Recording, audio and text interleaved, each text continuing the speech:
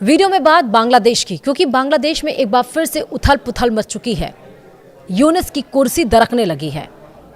किसने दिया इस्तीफा, जिसके बाद आया भूचाल। नमस्कार, आप देख रहे हैं न्यूज़ 18 का डिजिटल प्लेटफॉर्म। मैं हूं आपके साथ श्रुति श्रीवास्तव। बांग्लादेश में खलबली मच गई है। मोहम्मद यूनुस के देश में एक बार फिर सियासी भूचाल आ गया है। अंतरिम सरकार के मुखिया मोहम्मद यूनुस की कुर्सी अब दरकने लगी है।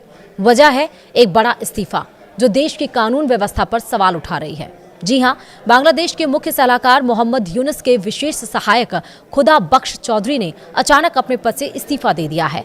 यह महज इस्तीफा नहीं लग रहा, बल्कि यूनुस सरकार की कानून व्यवस्था पर सवाल खड़े कर रहा है।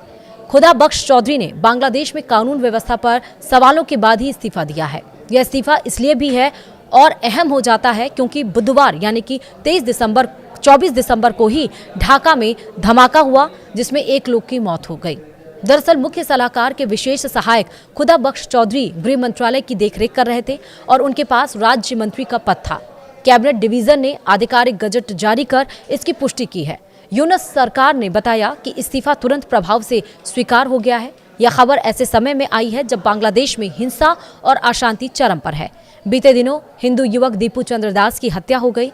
वहीं उस्मान हादी को अज्ञात हमलावरों ने गोली मार दी और इसके बाद ही बांग्लादेश हिंसा की आग में झुलस रहा। अब आपको बताएंगे कि ये हिंसा आखिरकार क्यों अहम है। खुदा बख्श चौधरी बांग्लादेश के पूर्व आईजीपी हैं। उन्होंने अंतरिम सरकार में गृह मंत्रालय का जिम्मा संभाला था, लेकिन हाल ही में देश में कानून व्यवस्था पर सवाल उठ रहे थे। इंकलाब मंच के नेता शरीफ उस्मान बिन हादी की हत्या ने पूरे देश को हिला दिया। हादी जुलाई 2024 के छात्र आंदोलन के प्रमुख चेहरे थे। 12 दिसंबर को ढाका में हमलावरों ने उन्हें गोली मार दी, जिससे 18 दिसंबर को उनकी मौत हो गई।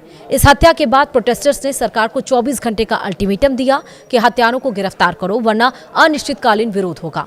अल्टीमेटम में खुदा बख्श चौधरी का नाम भी शामिल था, क्योंकि वे गृह मंत्रालय संभाल रहे थे। उस्मान हादी की मौत से बांग्लादेश में हिंसा भड़क उठी। लोग सड़कों पर उतर आए, मीडिया हाउस पर हमले हुए और भारत विरोधी भावनाएं बढ़ी। अंतिम सरकार पर आरोप लग रहे कि वह कानून व्यवस्था कायम नहीं कर पा रही। गृह मंत्रालय के सेटअप पर दबाव बढ़ता जा रहा। ढाका में अंतरिम कैबिनेट में फेरबदल की चर्चा जोरों पर है और सूत्र कहते हैं कि यह इस्तीफा सिर्फ शुरुआत है और ज्यादा बदलाव हो सकते हैं। अब सवाल यह भी है, कैसे बांग्लादेश में भूचाल की यह आहट है। यूनुस की अंतरिम सरकार पहले से ही दबाव में है।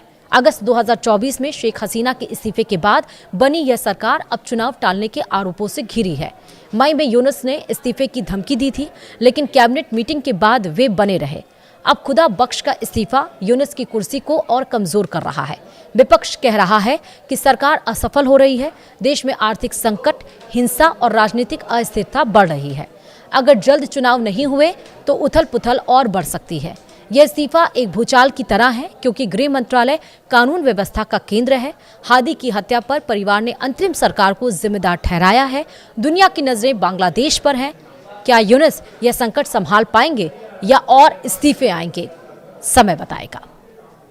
वीडियो में इतना ही। नमस्कार।